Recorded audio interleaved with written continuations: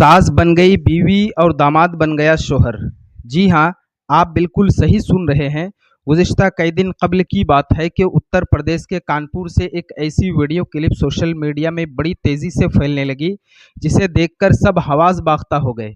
जिसमें एक उम्रदराज औरत एक नौजवान लड़के को फूलों का हार पहनाती है और वो नौजवान भी उस औरत के साथ वही अमल दोहराता है।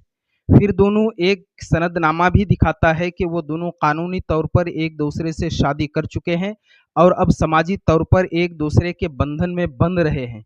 यहाँ तक तो बिल्कुल ठीक है, मगर हकीकत जानकर आप दंग रह जाएंगे। जराये के मुताबिक ये लड़का दरअसल उस औरत की बेटी का शौहर था और ये औरत उस लड़की की माँ है जिससे ये लड़का पहले शादी किया था।